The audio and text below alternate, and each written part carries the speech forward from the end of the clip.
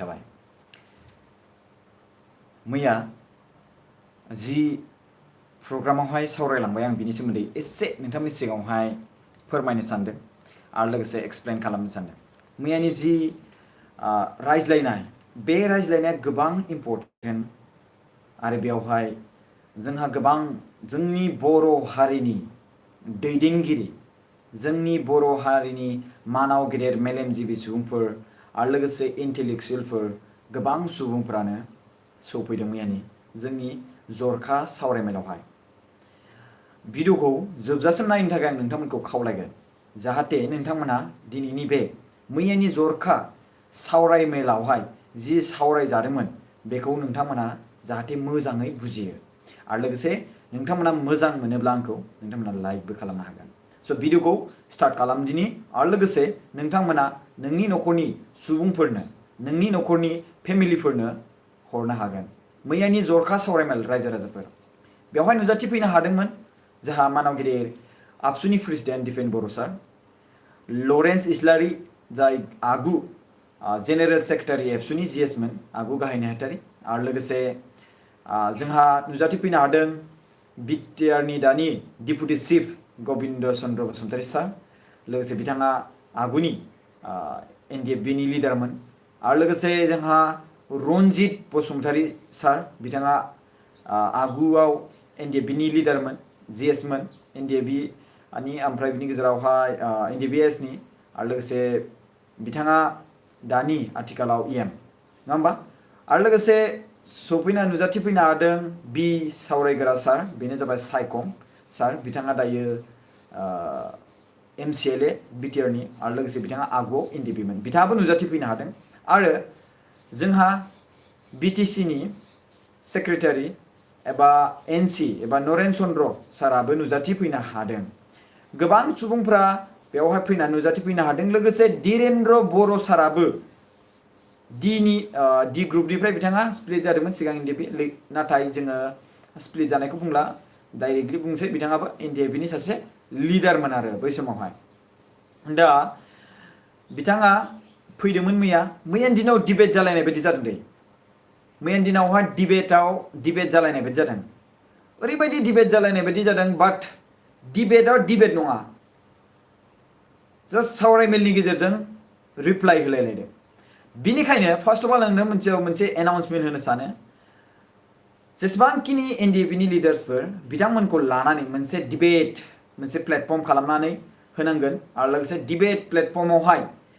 बे डिबेट प्लेटफर्मावहाय बिथांमोननो मोनसे रायज्लायनो हानाय सुबिदाखौ जों होनांगोन जाहाथे रिप्लाइ होलायलायनो हायो आरो लोगोसे आं बे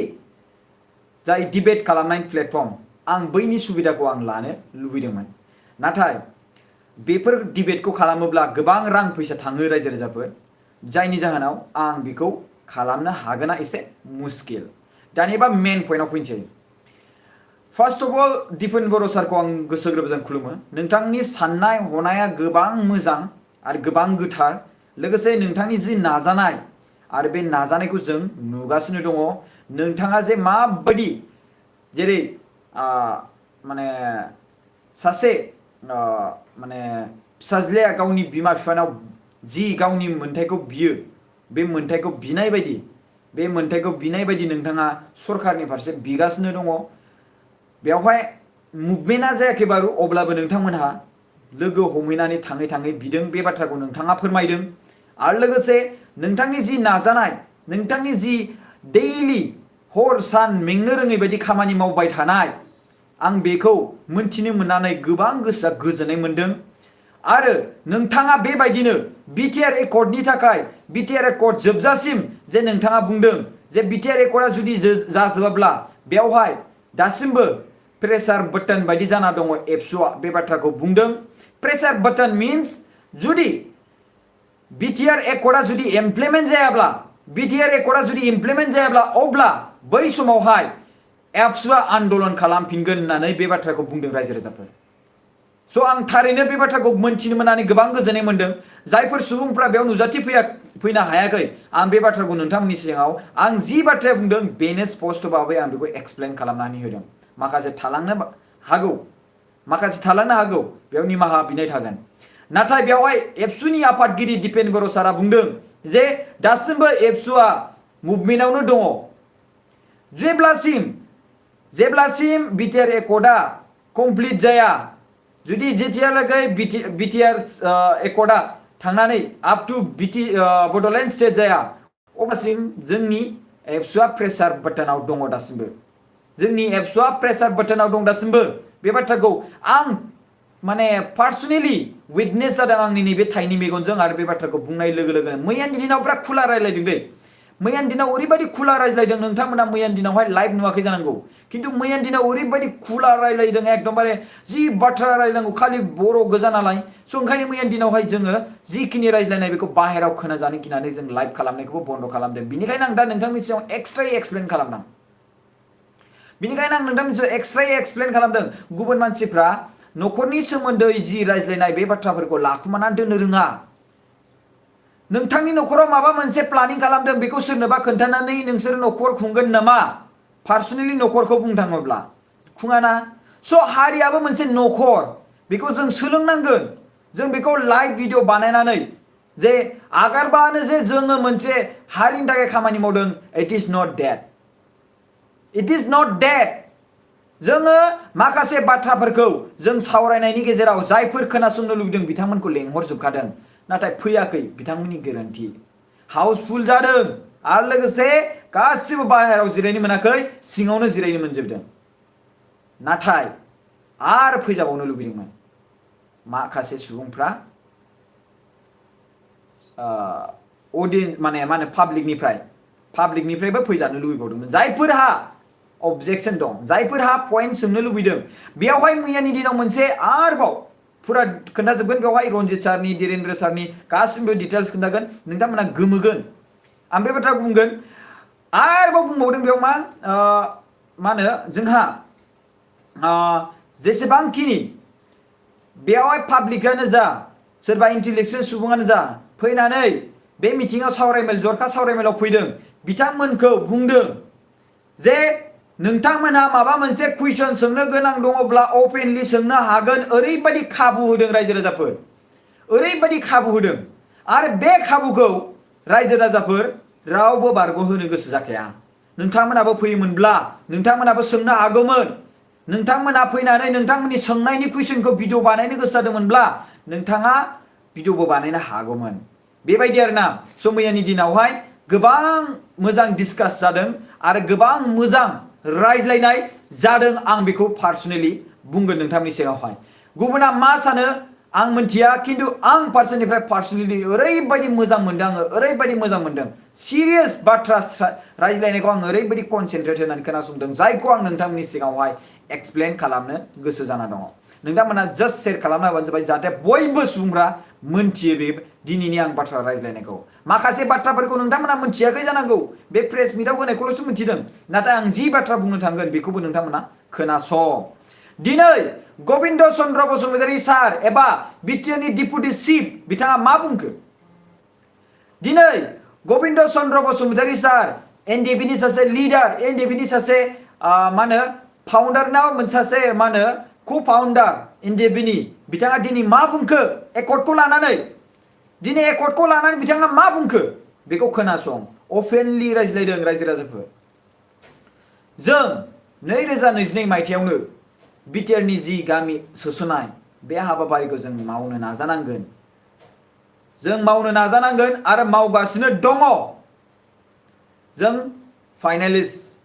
जिखिनि होनांगौ बेखौ साबमिट खालामबाय आरो लोगोसे बियो 2022 मायथाइयावनो जाथारनांगोन। आरो जोंनि गभर्नमेन्टआनो जा, जोंनि आफादनि सुबुंफ्रानो जा, बेखौ 2022 मायथाइयावनो बेखौ प्रेसार खालामनानै बेखौ एकर्डखौ खालामनांगोन, इमप्लिमेन्ट खालामनांगोन। बेखौनो बे बाथ्राखौ बुंदों आरो लोगोसे गावनि कमरेडफोरखौ बुंदों। जों गासिबो खामानिफोरखौ मावगासिनो दङ। थख' बिथाङा बुंदों, ओरैबायदि मोजां बाथ्रा बुंदों। दा माखासे सुबुंफ्रा सरकारजों थानानै खामानि मावनो गोसो जाया, बिथाङा सरकारनि जानानै बुंबाय आरो सरकारजों थानानै मावनानै गोसो जाया जों मिटिं लिंनानै जा जों सावरायनानै थाफैनो गोसो जाया जास्ट बाहेराव थानानैल' फेक बकियो मोनसे प्लेटफर्म होबाबो प्लेटफर्माव फैया अब्ला बैफोरबायदि सुबुंखौ मा बुंगोन बेबायदि बुंदों रायजो राजाफोर मोनसे प्लेटफर्म खालामदों प्लेटफर्म खालामनानै सरकारजों सावरायनो थाखाय मोनसे जायगा होदों जरखा सावरायमेल आरो बैबायदि जरखा सावरायमेलाव जुदि फैयाब्ला अब्ला मा बुंगोन बे मोनसे बाथ्राखौ बुंदों मोनसे साननो गोनां बाथ्रा बिथांनि बुंनायाबो आरोना बिथांनि माने जों मानसिफ्रा मा फेसबुक आरो माने इउटिउबफ्रावल' बुंनो हागौ मोनसे प्लेटफर्म होयोब्ला फैनानै रायज्लायफैया सोंफैया गावनि कुइसनफोरखौ बेनि मोनसे बिराद गिदिर मोनसे प्लेटफर्म होदों बे प्लेटफर्माव फैनानै जोङो रायलायोब्ला सावरायोब्ला मोनथिलायगोन नाथाय नोंथांमोननि गेजेराव जोंनि बर' हारिनि सासे माखासे सुबुंफ्रा मा दङ फेसबुक ससियेल मिडियानि गेजेरजों पस्ट होनानैसो दावराव खालामग्रा सुबुं दङ जातिखौ दंस खालामनायनि सुबुं बेयो जाबाय राजनिति आरो नोंथां सुबुंमोना राजनितिआव गोदौबाय बैफोराव कमेन्ट खालाम खायसे सुबुंफ्रा बैसोर सुबुंफ्रा राजनितिजोंसो फैनाय आरो बैफोर राजनितिजों सुबुंफ्रा फैनानै बेयाव कमेन्ट खालामनाय आरो खायसे सुबुंफ्रा माखासे बाथ्रा बुंनायखौ फल' खालामलांफानानै माने ब्लाइन्डलि फोथायनाय नैबे बाथ्राया गोरोन्थि जादों होननानै बे बाथ्राखौ बुंदों रायजो राजाफोर आरो बे बाथ्राखौबो बुंदों जे जोंनि माखासे कमरेड्सफ्रा जोंनि माखासे एनडिएफबिनि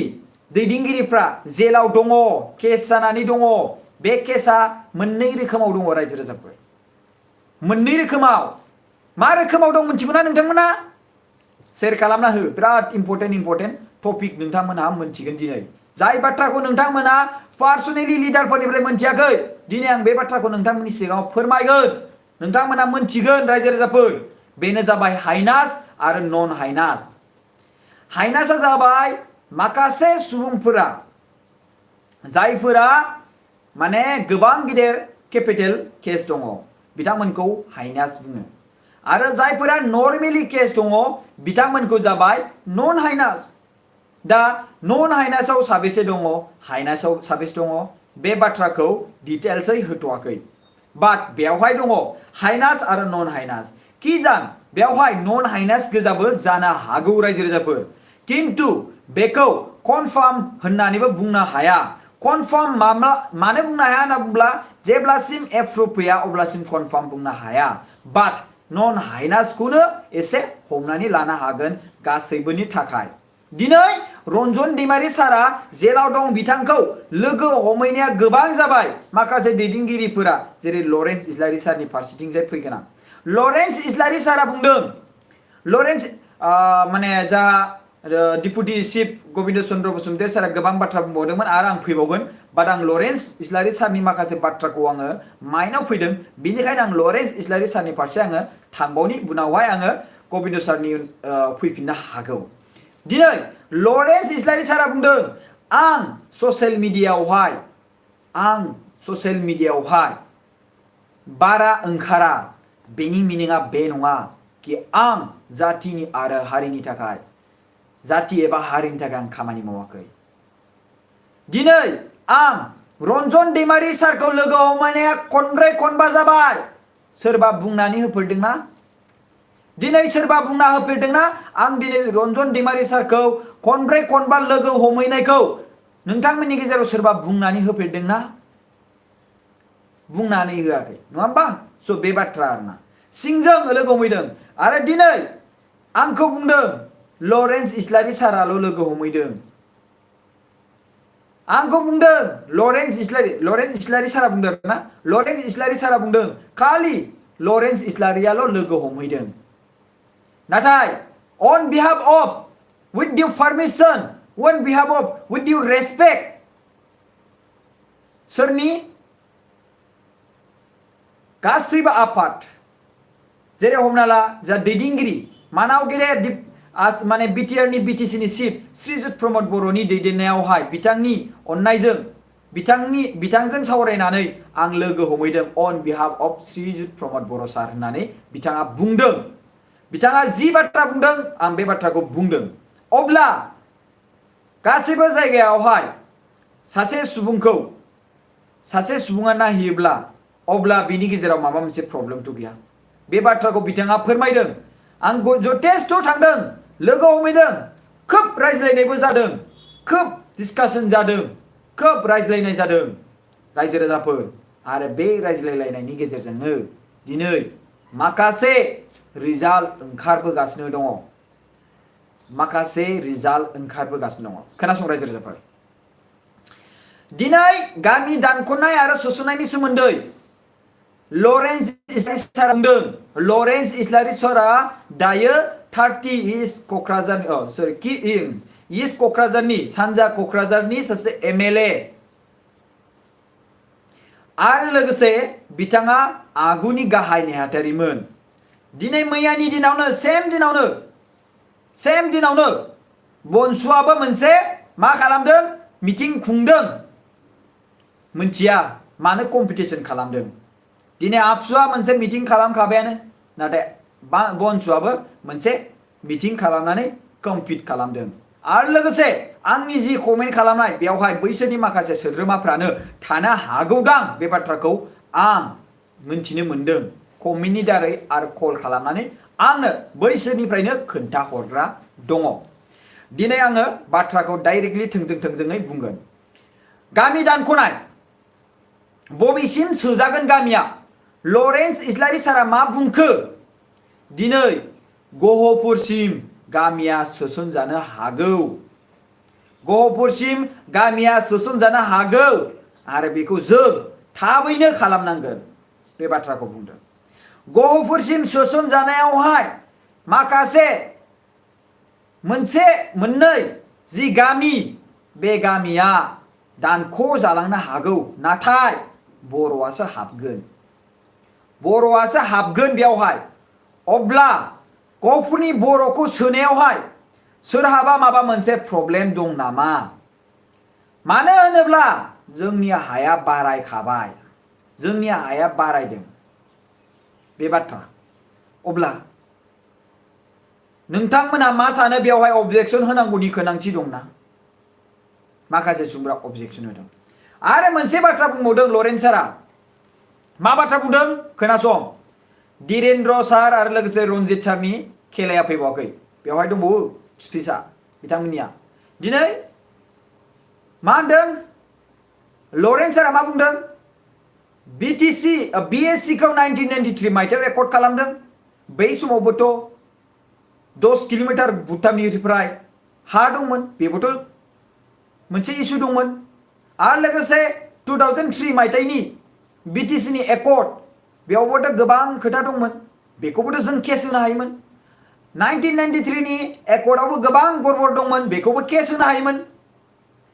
2003 मायथाइनि एकर्ड दं बेखौबो गोबां गड़बड़ दं बेखौबो केस होनो हायोमोन बे बाथ्राखौ बुंदों नाथाय बैसोर गिदिर दैदेनगिरि दानि सानसुमा खुंगुर बैसोमुतियारि सारमोन बा दैदेनगिरि गिदिरमोनखौ सार होनबोनानै आं फैनाय मानसि आं दिनैसिम आदा होननानै बुङाखै सार होनबोदों आं बिथांमोनखौ आरो लोगोसे बिथांमोनखौ मान सन्मान होनानै आं दिनै बेसेबांसिम फैदों आरो लोगोसे आं बिथांमोनखौ सार होनैनो रेसपेक्ट होनानै रायज्लायबोगासिनो दङ नाथाय सोरखौबा माबा मोनसे बुङोब्ला जुदि आंनि देहायाव नांहोयोब्ला आंहाबो बेयावहाय फिननाय होनांगौ गोनां जायो होननानै जोंहा लरेन्स इस्लारि सारा बे बाथ्राखौ थख' फोरमायदों रायजो राजाफोर जायफोर नोंथांमोना मोनथियाखै फैयाखै बिथांमोननि थाखाय आं बे बाथ्राखौ बुंदों जायफोर खोनाखांबाय बिथांमोनहा थांनो हागोन बे लाइफनिफ्राय जास्ट जायफोरा मोनथिनो गोसो जादों बिथांमोनहाल' मोनथिथों जायहा मोनथिनो गोसो गैया बिथांमोनहा थांनो हागोन आंहा जेबो नुकसान जानाय नङा मानो होनोब्ला आं बेखौ नोंथांमोननो सोरबा सुबुङा फैनानै मोनथियाखै आरो मोनथिनो गोसो जानानै दङ पाब्लिकफ्रा गोबां सुबुङानो लिडारफ्रा मा सावरायखो मा डिसिजन लाखो बिनि सायावहाय मोनथिनो थाखाय गोबां रायजो राजाफ्रा गोसो दङ बे बाथ्राखौबो बुंदों रायजो राजाफोर लरेन्स इस्लारि सारा ओरैबायदि मोजां स्पष्टबा बे बाथ्राखौ बुंदों दिनै क'क्राझारनि गामिया दानस'सिगोन बा क'क्राझारनि गामिया दानख' जासिगोन बायदि बायदि बुंनानै मानाव गेदेर लरेन्स इस्लारि सारमोनखौ मानाव गेदेर श्रीजुत प्रमद बर' सारखौ लोगोसे मानाव गेदेर गबिन्द चन्द्र बसुमतारी सारखौ लोगोसे मानाव गेदेर रनजित बसुमतारी सारखौ मानाव गेदेर जोंहा सायखं सारखौ माने बिसार होग्रा सारमोनखौ गोबां सुबुंफोरा दुसिगासिनो दङ रायजो राजाफोर दुसिगासिनो दङ बे दुसिनायखौ रायजो राजाफोरनि सिगाङाव फोरमायनो सानदों आं जाय सुबुंफ्रा बै बे बर्डाराव थानाय सुबुंफ्रा जे एक्सक्लुजिभलि साइन होफादों बिथांमोना गिनाय मोनदों जाहैदों केस होनायावहाय साइन होनाया गिनाय मोनदों जाहैदों जे जोंखौ एक्सक्लुज खालामसिगोन जोंखौ दानख'सिगोन जा दानख'सिगोन होननानै बाथ्राखौ मिटिं लायै लायै माखासे सिगांनि सुबुंफ्रा दा केस होनायनि सुबुंफ्रा खायसे खायसे मिटिं लायै लायै सिगिहैदोंनो नोंथांमोना फैबा मिटिंखौ आंनि खुगानिफ्राय बारा स्पष्ट भाबै बुजियाब्लाबो नोंथांमोना मिटिंआव फैब्ला ओरैबायदि मोजां स्पष्ट भाबै मोनथिगौमोन बुजिगौमोन जे बर्डार सेराव थानाय सुबुंफोरखौ थाल लानानै बिथांमोना थाङै थाङै नोंसिनि गामिया दानख' जासिगोन नोंथांमोना बेयाव साइन होनांगोन साइन होना हो अब्लासो दानख' जानाय नङा बे बाथ्राखौ बुंनानै बै बे रायजो राजाफोरखौ सिगिदोंनो आरो लोगोसे बै बे बर्डारनि जाय एक्सक्लुजन माने जागोन होननानै बुंजानाय गामिनि रायजो राजाफोरा बेयाव साइन होदों केसआवहाय दिनै बिथांमोनहा बुंबाय जों ब्लाइन्डलि फोथायफ्लांबाय जोंखौ बिराद गिहोदोंमोन जों बिराद गिदोंमोन जोंखौ गिहोनायनि थाखाय जों बोरैबा साइन खालामबाय जों दायो उइथड्र खालामनो गोसो जोंनि साइनखौ बेबायदिसिम थांदों रायजो राजाफोर अब्ला जोंनि बर' हारिनि गेजेरावनो माखासे गुनजेरा दङ जोंनि बर' हारिनि गेजेरावनो माखासे बेदलावा दङ लेवारा दङ जे थै सोबगासिनो दङ मिथिबायना गुनजेर बायदि दंफांखौ अरख्रुब बा हारिनि सिंनि जिखिनि सम्पति जिखिनि प्लानिं बेफोरखौ गासैखौबो दंस खालामजोबनो थाखाय ओंखारना दङ बे बाथ्राखौ बुंदों रायजो राजाफोर बे बाथ्राखौ बुंदों दिनै गुबुन फारसेथिं थांसिगोन जा धीरेन्द्र बर' आगुनि एनडिएफबि लिडार धीरेन्द्र बर' सारा गोबां बाथ्रा मोजां बाथ्राबो बुंदों आरो माखासे बिथाङा सोंखारिदोंबो सोंखारिनाया बेनो कि आंखौ माखासे मिटिं दावथिङावहाय लाफायाखै सोंखारिनाया बेनो कि आं सासे सिगनेटारि आंबो सासे एनडिएफबिनि लिडार आंखौबो सासे सिगनेटारि हिसाबै मोनफ्रोमबो मिटिङाव लाफायोब्ला आं मोजां मोनगोन दिनै जोंनि एनडिएफबि लिडारफोरनिफ्राय जोंनि एनडिएफबिनिफ्राय गोबां सुबुंफ्रा दासिमबो केस सल्भ जायाखै बे केसखौ सल्भ खालामनांगौ दिनै जोंनि एकर्डआ मोजां नङा बे बाथ्राखौ सोर बुंदों धीरेन्द्र बर' सारा बुंदों आगुनि एनडिएफबि लिडारा जे बेयावहाय माबा मोनसे गड़बड़ दङ होननानै बिथाङा बुंदों होसिख्राव माखासे बाथ्राखौ बुंदों आरो लोगोसे आंखौबो लाफा आंखौबो सरकाराव आंखौबो मिटिङाव लाफा बे बाथ्राखौ बुंदों आरो बिनि फिननाय दङ रायजो राजाफोर बिनि फिननाय दङ दिनै माखासे गोबां बाथ्रा दङ रायज्लायनो नोंथांमोननि सिगाङावहाय फोरमायनो हाख'नाय नङा आङो किन्तु जि बाथ्रा फोरमायनांगौ दङ बे बाथ्राखौ आं नोंथांमोननि सिगाङाव फोरमायगोन दिनै बिटिआर एकर्डखौ जिखिनि मा होनदों सरि आं बेयाव फैफिनबावनि लरेन्स इस्लारि सारनि खाथियाव फैफिनबावनि जे बिएससि आरो बिटिसि बेखौ जोंबो केस होनो हायोमोन दुखुनांथाव बाथ्रा बेयावहाय सानसुमा खुंगुर बैसुमतारी सारमोन बायदिया मानि थाखाय केस होखो जोंबोथ' केस होनो हायोमोन बिथांमोननि 1993 बिएससि एकर्ड खालामनायावहाय होननानै बे बाथ्राखौ लरेन्स इस्लारि सारा बुंदों रायजो राजाफोर लरेन्स इस्लारि सारा बुंदों बिएससि बिटिसि एकर्डआव गोबां प्रब्लेम अब्ला बै बे इसुखौबो जोंबो बुंनो हायोमोन मा बुंनो हायोमोन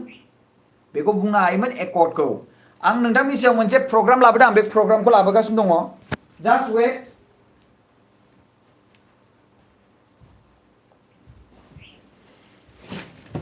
आं बेवहाय नोंथांनि सायाव प्रग्राम मोनसे बेखौ आं मैयानो लिरदोंमोन जे गोबां बाथ्रा रायज्लायनाय जादों बेवहाय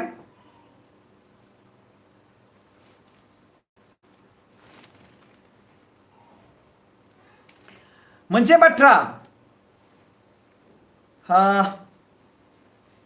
बेखौ खोनासंदो बेखौ बुंदों जोंहा एनडिएफबिनि आगु लिडार बेनो जाबाय कु फाउन्डार अफ एनडिएफबि जोंहा गबिन्द चन्द्र बसुमतारी सार बिथा बुंदों जोंनि सरकारखौ दुसिदों एसपि डिएसपि खौ 16 डिपार्टमेन्ट होनायनि थाखाय होनना बुंदों 16 डिपार्टमेन्ट होनायनि थाखाय दाना मोजां गोसो होना खोनासंदो बिराद मोजां पइन्ट बेखौ नोंथांमोना फोथायो बेखौ थांनानै पार्सनेलि रायज्लायनोबो हानाय मोन्थाय दंसै दाना बेयाव बुंदो दै अपेनलि बे बाथ्राखौ बुंदों बयनिबो सिगाङावहाय आं बेखौ लिरना लाखादों पइन्ट टु पइन्ट अके डिसिएसपि बेखौ मा होनो ट्रेन्सफार खालामनाय माने जोंनि बिटिआर बा बड'लेण्डनि सिङाव थानाय डिसिएसपि नि सिटआवहाय गुबुन डिसिएसपि फोरखौ ट्रेन्सफार खालामनो थाखाय पारमिशन लानांगोन जोंनि बिटिआर गभर्नमेन्टनिफ्राय आसाम गभर्नमेन्टआ बेयाव सोसनोब्ला आरोना बेयावहाय बड'लेण्डआवहाय सोसनोब्ला बड'लेण्डआव सोरबा डिसिआर एसपि खौ दैथाय हरनोब्ला अब्ला बड'लेण्डनि कनसेन्ट मोनालासिनो बड'लेण्डनि पारमिशन मोनालासिनो बिथांमोनहा बेवहाय दैथाय हरनो हानाय गोहो गैया दायो सिगाङावहाय बिटिआर एकर्डनि उनावहाय जिखिनि इमप्लिमेन्ट जानाय बे बाथ्राखौ बुंनि बेनो जाबाय बिटिआर एकर्डनि इमप्लिमेन्टआव सिगां डिआइजि गैयामोन दा डिआइजि दंसै बे जाबाय आरो लोगोसे सिगां बे पारमिशन गैयामोन जे उइदाउट गभर्नमेन्टनि पारमिशन बड'लेण्ड गभर्नमेन्टनि पारमिशन माने डिसिएसपि खौ ट्रेन्सफार खालामनाय बेयाव दोनफैनाय बेबायदि बेखौ होबथानो हानाय गोहो गैयामोन सिगांनि आगु सरकारनियाव दायो बे दानि सरकारनियाव दङ लांनोबो हाया आरो बेयाव दोनफैनोबो हाया नैबे दानि बिटिआर एकर्डनि दारै नैबे दानि गभर्नमेन्टनि दारै अके बिराद इन्टारेस्टिं खोथाया बुजिनोब्ला नोंथांमोना भिडिअखौ नायजोबबानो जाबाय आरो बुजिनो गोसो गैयाबा ओरैनो फेक बखिनोब्ला नोंथांमोना थांनो हागोन आरोना दिनै बड' वेलफेयार काउन्सिल जाबाय सिगां गैयामोन सिगांनि एकर्डआव गैयामोन दायो बड' वेलफेयार काउन्सिल जालांबाय आरो बेवहाय इमप्लिमेन्ट जानो आरो दंबावो खिन्थु जानानै दङ दानिबा हानि जि मा होनो इनक्लुजन आरो एक्सक्लुजन बिनि एडभाइजारि कमिटि नांगौमोन जोंनि कमिसन कमिटि नांगौमोन स' बे कमिसन कमिटिखौबो गठन खालामखानाय जाखाबाय खालामखानाय जाखाबाय आरो बे मा होनो जाबाय बड' रावा एसोसिएट लेंगुवेज जाबाय आसाम स्टेटआवहाय आरो लोगोसे नोंथांमोना एसेम्ब्लियावबो बर' राव आरो बर' बिजोंनि नोंथांमोना रायज्लायनायखौ नुनो मोनगोन आरो लिरनायखौ नुनो मोनगोन आरोना बड' सेपारेट डाइरेक्टरेट बेखौबो जाबाय बेखौबो सोरजिबाय बड' मा होनो बिटिआर एकर्डनि दारै दा 6 नाम्बाराव दङ एनडिएफबिनि माखासे केस उइथड्र बेफोरो जाबाय हाइनास आरो नन हाइनास लिस्टआव दङ बारो बे नन हाइनास आरो हाइनासनि लिस्टखौ जों बिनि सायावहाय सावरायगासिनो दङ थाबैनो बिनि केसा सल्भ जागोन आरो लोगोसे मानाव गेदेर आसामनि चिफ मिनिस्टारा 2021 आव फैनो हागौ क'क्राझाराव बेयावबो आरो माखासे प्रेसार होबावनाय जागोन होनना बुंदों बिटिआर एकर्डनि 7-9 क्ल'ज हिसाब बायदियै 7 रेलवेनि माखासे खामानि बेबो जानो थांगासिनो दङ हा नागिरबाय मोनबाय नामा होननाय खोनादों आरो लोगोसे 4 नाम्बाराव माखासे दङ बेनो जाबाय बेखौ आं बावबाय बे सरि 9 नाम्बाराव दे बिटिआर एकर्डनि क्ल'ज नाम्बार 9 बेबो जाबाय आरोना बेखौबो खालामबायानो होनना बुंदों स' बेखौ नोंथांमोना नायनो हागोन आं बेखौ बावबाय बेवहाय जायगा गैयिनि लिरनानै लानो हायासै आं जास्ट क्ल'ज नाम्बारखौ 9 लिरनानै दोनदों जा नोंथांमोना नायनो गोसो जादोंब्ला कड माने बिटिआर एकर्डनि क्ल'ज नाम्बार 9 खौ नायबानो जाबाय आरोना दा गबिन्द सारा बुंदों कि मेजर प्रब्लेम दायो जाबाय बेनो जाबाय सिमा बारायनाय सिमा बारायनायनि गासिबो खेथ्रआवहाय पिपि बर्माखौ गठन खालामनाय जादोंमोन दानाबा पिपि बर्माया गेजेर खन्द रुंसारि जाबाय जायनि जाहोनाव माखासे खामानिया लेट जादों किन्तु थाबैनो बिनि सायावहाय जासिगोन जाहैदों ओमफ्राय आरो लोगोसे 11 नाम्बारखौ बुंदों एनडिएफबि रिक्रुटमेन्ट बे एनडिएफबि रिक्रुटमेन्टआबो थाबैनो जागोन आरो लोगोसे बेखौबो खामानिखौ मावनाय जागोन आरोना मावगासिनो दङ जास्ट हेंथा होग्रा सुबुंफोरनि थाखायनो माखासे बाथ्राया थादों दानोबा लरेन्स इस्लारि सारा मा बुंदों बेयावहाय आं लिरनानै दोनदों बडलेण्ड गेस्ट हाउसआव गासिबो अल बडलेण्ड गेस्ट हाउसआव गासै वर्कारफोरा 126 जन दङ रेगुलार गैयै दिनै थांनाय सरकारा साख्रिखौ ओरैनो जास्ट माखासे थाखा लानानै सोदों जानांगौ सोरखौबा माबा मोनसे लानानै सोदों जानांगौ नाथाय दिनैसिम बिथांमोना रेगुलारि जेबो सेलारि होनो हायालासिनो दिनै जों सोदों साख्रिखौ जोंसो सोदों साख्रिखौ होननानै बिथांमोनहा नाम लादों ओमफ्राय बिनि गेजेराव दायो साख्रिनि जिखिनि खामानि मावनायनि खेथ्र बेखौ बिथांमोनहा दुसिदों मा होननानै दुसिदों सेलारि दा दिनै गोबां सुबुंफोरखौ बिथांमोनहा साख्रि होननानै होनो हायाखै आरो रेगुलार खालामनो हायाखै आरो लोगोसे बेनि थाखायनो दिनै गोबां माखासे साख्रि बिसिनिखौबो फिक्स खालामबावनांगौ दङ बेयावहायनो गोदानबो हाबगोन आरो बेयावनो गोजामबो हाबगोन बेनि थाखायनो माखासे डिसिजन दङ मानो होनोब्ला रेगुलारलि जाय दङ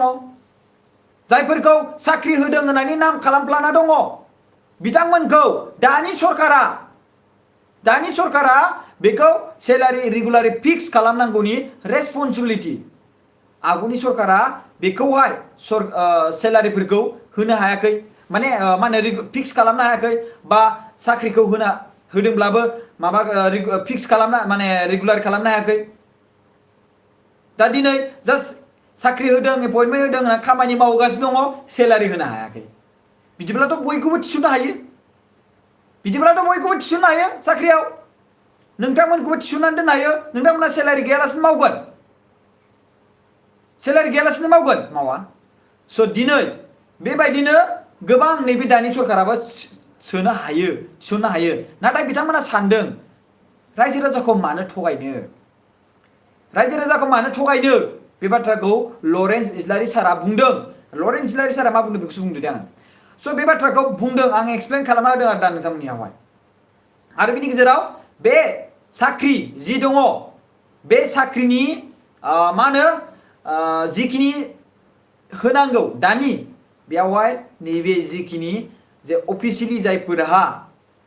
मा होनो रेगुलार नङा इरेगुलार माने रेगुलार नङै बैफोरो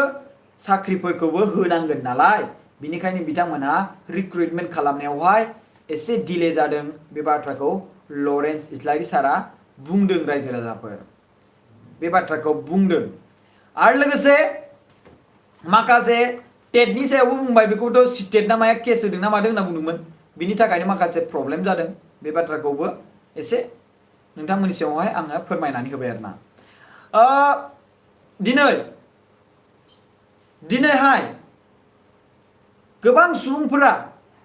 आंखौ ससियेल मिडियायावहाय बारा मानो फैया मानो बुङा होनना बुङो नाथाय लरेन्स इस्लारि सारा बुंदों आं ससियेल मिडियायावहाय बारा थानो मोजां मोनखाया बे बाथ्राखौ लरेन्स इस्लारि सारा बुंदों रायजो राजाफोर आरो लोगोसे बे जरखा सावरायमेला ओरैबायदि इम्पर्टेन्ट टपिक ना गोबां इम्पर्टेन्ट टपिक धीरेन्द्र बर' सारा बुंखांबाय आं बे बाथ्राखौ खोन्थाबाय दा बिनि फिननायखौ सोर होनो नागिरदों बेनो जाबाय रनजित सार फार्स्ट अफ अल रनजित सारा मा बुंदों जय बर' हारिनि जय बर' हारिनि जय बर' हारिनि जय बर' बिमानि जय बर' बिमानि बे मोनसे वार्म आपखौ रनजित बसुमतारी सारा होदों मिथिबायना बे मोनसे पइन्टखौ आङो गोबां मोजां मोनबाय बिथाङा बुंदों डाइरेक्टलि थोंजोङै आं हले थारलाखासो डाइरेक्ट बुंदों आं हले थारला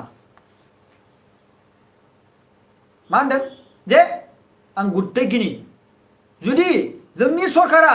हा आरो जातिखौ लानानै पलिटिकेल गेलेयो आं गाबोननो रिजाइन होगोन होननानै रनजित बसुमतारी सारा बुंदों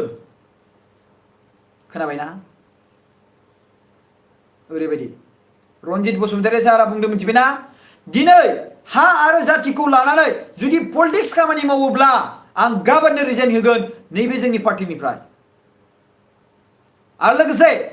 हा आरो जातिखौ लानानै माब्लाबाबो रावबो दैदेनगिरिफ्रा पलिटिक्स दा खालाम बे बाथ्राखौ बुंदों सोरबा हाग्रामायानो होन सोरबा आं रनजित बसुमतारीयानो होन सोरबा बिसावरायगोरानो होन सोरबा धीरेन्द्र बर'आनो होन सोरबा सानसुमा खुंगुर बैसोमुतारियानो होन माखासे खिनियाव गेलेनोबा गेले नाथाय हा आरो जातिखौ लानानै माब्लाबाबो पलिटिक्स दा गेले होननानै बे बाथ्राखौ बुंदों बेसेबां मोजां बाथ्रा बुंदों बिथाङा हा आरो जातिखौ लानानै माब्लाबाबो पलिटिक्स दा गेले होनना बुंनाय बाथ्राया बिराद मोजां जादों खिन्थु नोंथाङा अपोजिशन पार्टिनि सुबुंफोरजों इनभल्व जानानै दङ नोंथाङा अपोजिशन पार्टिनि सुबुंफोरजों हाबनानै दङ बिनि थाखायनो नोंथांखौ जोंनि माखासे प्लानिं खालामनाय सरकारनि खोथाफोरखौ डिसक्लोज खालामजानो गिनानै नोंथांखौ लाथ'नाय जायाखै डाइरेक्ट थोंजों फिननाय नोंखागौबो गावबा गावनि सरकारनि बयहाबो रैखाथि प्रटेक्शननि थाखाय बयहाबो मोन्थाय दङ बिथाङा जेब्ला सरकार जाखाबाय बे सरकारजों गोरोबनानै खामानि मावनो रोङाब्ला बिथांखौ सरकारा बोरैहाय लागोन गुबुन अपोजिशन पार्टिनि बिथांमोननि प्लेनिंखौ खोन्थायोब्ला आरो बे प्लेनिंखौ लानानैनो बायदिसिना आगु बाथ्रा बाहायनो हागौ नङा होमबा स' बिनि थाखायनो बिथांखौ लानाय जायाखै होननानै डाइरेक्ट फिननाय होबाय बिथांखौ बुंबाय भुटान रायजोनि राजाया जेब्ला बै समावहाय बड'लेण्ड स्टेट होनो नागिरदोंमोन बानायना होनो नागिरदोंमोन अब्ला बै समावहाय बिथाङा एनडिएफनि भाइस प्रेसिडेन्टमोन बिथाङा मा खालामनो हाखो धीरेन्द्र बर' सारा मा खालामनो हाखो नैबे बाथ्राखौ बुंदों आरोना बे बाथ्राखौ सोंदों बिथाङा डिबेट खालामनो गोसो जाय मानसिफ्रा रायज्लायनो बे चान्सखौ जों होगोन र' सानसे जोंनि बिएम सोदोब चेनेलनिफ्राय जों नाजागोन बिएम सोदोब चेनेलनिफ्राय होनो नाजागोन जोङो बिथांमोननि डिबेटखौ जों खोनासंनो लुबैदों जाहाथे जेसेबांखिनि दावराव बे जोबस्रांनांसिगौ खना खनला थानानै कमेन्ट खालामनाय खना खनला थानानै पस्ट खालामनाय पाब्लिकफोरनिफ्राय ओंखारदों स' बिनिखायनो जों बे डिबेट खालामनायखौ लाबोनांसिगोन दिनै बिथाङा बुंदों जे जोंनि गेजेराव जोंखौ लानानै सानसे समाव डिबेट खालामनो थाखाय मोनसे प्लेटफर्म हो जों डिबेट खालामगोन very good idea I appreciate it I like it he have confidence to explain everything बिथांनियावहाय सुबुत दं जाहैदों फोरमान माखासे रेकर्डस दं दिनै बिथाङा मोनसे बाथ्रा बुंदों जाय सुबुंफोरनि एनडिएफनि मार्टियार्सफोर दङ जाय सुबुंफोरनि पाब्लिकफोरनि मार्टियार्सनि दङ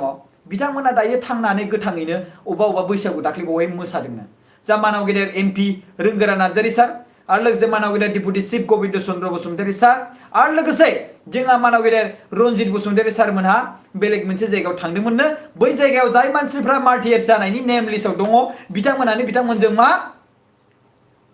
बैसागु मोसाफादोंनो अब्ला मा जाथावना स' बेनिखायनो बिनि सायाव एनालाइज खालामदों बिनि सायावहाय नायबिजिरदों जाहाथे जों सेन्ट्रेल सरकारजों दुसि जाया सिखाव होननानै मिथिबायना बे बाथ्राखौनो जुदि मिथियामोनब्ला दिनै गुबुन माखासे अपोजिशन पार्टिफ्राबो बेखौ बुंनो सोलो मोनलायगोन कि जान बेखौ अपोजिशन पार्टिनि माखासे सुबुंफोरा बानायदों बे मोनसे कुइसन जानानै दं रायजो राजाफोर स' डन्ट इनभल्भ विथ पलिटिक्सनि बाथ्रायाव दा गोजाव बेखौ सरकारनि आखायावनो दोननो हो दिनै बे बाथ्राखौ सोंदों आरो बुंदों भुटान रायजोनि राजाया जेब्ला बड'लेण्ड स्टेटखौ भारत सरकारजों रायज्लायनानै होनो थाखाय नाजादोंमोन मानो होनबा बे चिरांनि जिखिनि दंमोन बेयावहाय भुटान रायजोनिबो हा दंमोन अब्ला बै समाव बिथांमोना बुंनो हानाय मोन्थाय दंमोन अब्ला बै समाव बुंनानै होनो नागिरनाय समावहाय एनडिएबिनि भाइस प्रेसिडेन्ट माने धीरेन्द्र बर'आ मा खालामखो मा बुंखो मा रायज्लायखो मा रेसपन्सिबिलिटि लाखो बे बाथ्राखौ सोंदों बे बाथ्राखौ सोंदों आरो लोगोसे बे बाथ्राखौ बुंदों जे जिखिनि हानि इसु दङ बे हानि इसुखौबो बाथ्राखौ रायज्लायदों रायजो राजाफोर बे हानि इसुखौ रायज्लायदों माबायदि हानि इसु गोबां सुबुंफ्रा माने गमाला हायाव थादों गोबां सुबुंफ्रा फरेस्ट हायाव थादों स' बेफोरखौ नायबिजिरनानै जोंनि जातिखौ बोरै प्रटेक्ट खालामगोन बेखौ रनजित सारा रायज्लायदों आरो विथ डिउ रेसपेक्ट प्रमद बर' सार आरो लोगोसे नरेन चन्द्र बसुमतारी सार जाय दानि एसिएस जोंनि सेक्रेटारि आरो दिनै बे बाथ्राखौ बुंदों दिपेन बर' सारा मोनसे बाथ्रा सोंदों माने लुबैदों मोनसे बाथ्राखौ बुंदों जों खौसेथि जानांगोन धीरेन्द्र बर' सारखौ बुंदों जों इउनिटि जानांगोन नाथाय मोनसे खोथाखौ बुंदों नाव गंनैयावहाय आगान होयोब्ला प्रब्लेम जागोन सार नङा होमबा नाव गंनैयाव सिगनेटारिसबो होबाय फरायै लिरैसो सिगनेटारिसखौथ' होखागोन नालाय ओरैनोथ' जानला मानलाथ' नों फरायालासिनो होखाया नोंथाङा सिगनेटारिसबो जाबाय आरो बिनि गेजेराव सिगनेटारिस खालामनायनि उनावहाय बे साइन खालामनानै एकर्ड खालामनायखौ मावफुंजोबनांगौनि बागै नाथाय बिनि एगेन्सै थाङोब्ला जों खामानिखौ बोरैहाय मावनो हागोन होमबा सिगनेटारिस साइन खालामनायनि मा लाब जाखो नोंथाङा मानो कलमनि खालिखौ मानो एसे खहा खालामखो मानि थाखाय बेबायदि रायजो राजाफोर स' आं बे बाथ्राखौ दिनै नोंथांनि सिगाङावहाय पुरा एक्सप्लेन खालामदों दिनै बे बाथ्राखौ आं नोंथांनि सिगाङाव पुरा एक्सप्लेन खालामदों दिनै गोबां बाथ्रा दङ रायजो राजाफोर मोनथिनो गोनां साननैसोनि गेजेरावनो बिटिआर एकर्डनि जि इनक्लुजन गामि सोसननाय बेखौ जानो हागौ बायदि मोनथिनो मोनदों नाथाय दुखुनि बाथ्रा सानसुमा खुंगुर बैसुमतारी सारा बिथांमोनहा केस होनाया बैखौ होबथागासिनो दङ बिथांमोनहा जाहाथे बै केसखौ उइथड्र खालामोब्ला बे केस उइथड्र खालामनाय लोगो लोगोनो खामानिया थाबनो जानो हागौ बे बाथ्राखौ बुंदों रायजो राजाफोर बे बाथ्राखौ बुंदों आरो दिनै बिटिआर एकर्डनि जिखिनि इमप्लिमेन्ट खालामनाय बे एकर्डआ साबसिन होननानै बेखौ मोनथिनानै माखासे गोदान मानसिफोरा ओंखारनानै माखासे बायदिसिना दानानै माखासे क्रेडिट लानो लुबैनायखौबो ओंखारदों होननानै माखासे बाथ्राखौ बुंदों दिनै बे माखासे बाथ्राखौ बुंदों स' थेंक इउ स' माच भिडिअखौ नायनायनि थाखाय जोबजासिम आरो लोगोसे आं नोंथांनि सायाव माखासे भिडिअ लानानै बेफोरखौनो एक्सप्लेन खालामनानै नोंथांमोना भिडिअखौ मोजां मोनबा लाइक खालामबानो जाबाय आरो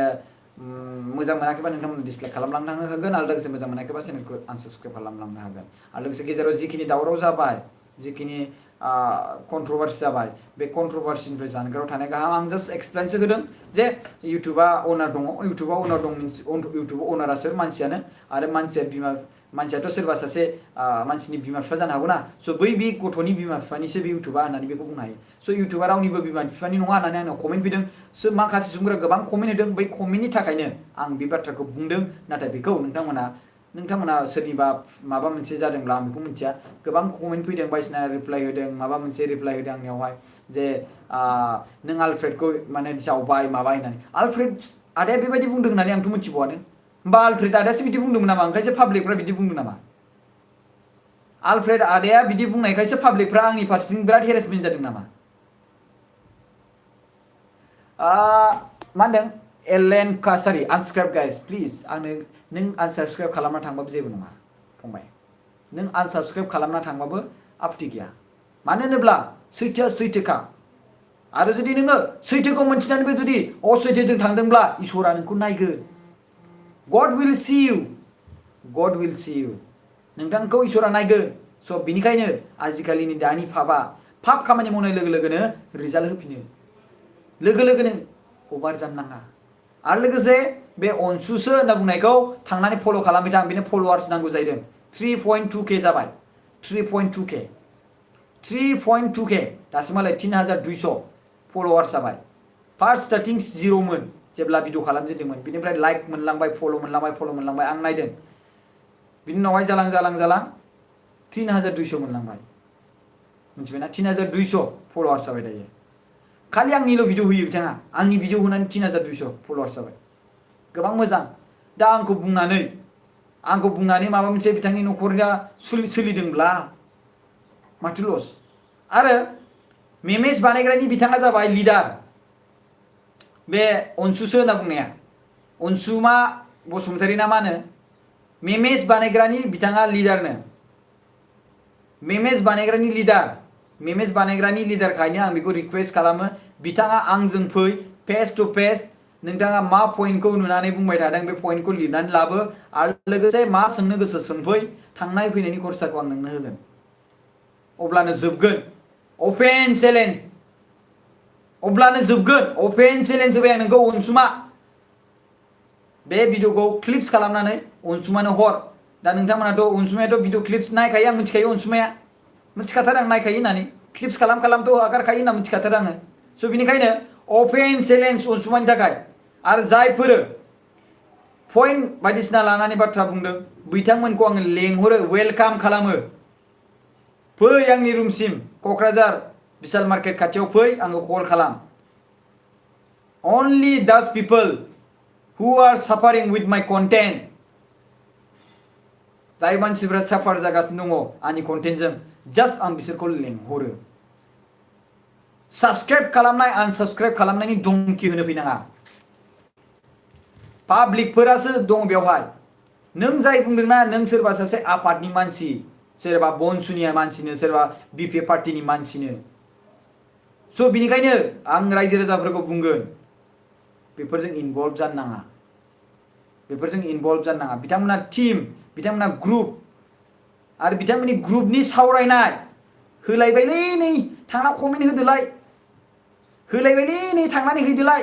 स' बे ग्रुपनि जि कमेन्ट बेबो स्क्रिनशट दंसै आंनाव र' मिथिबायना साबेसे ग्रुप दं सोर ग्रुप दं सोरबा मा सोर इउटुबार दङ आरो बिनि गेजेराव आं नङा दै ग्रुपनि जिखिनि दङ बे ग्रुपनि स्क्रिनशटआ आंनाव फैहां जागासिनो दं अब्लाना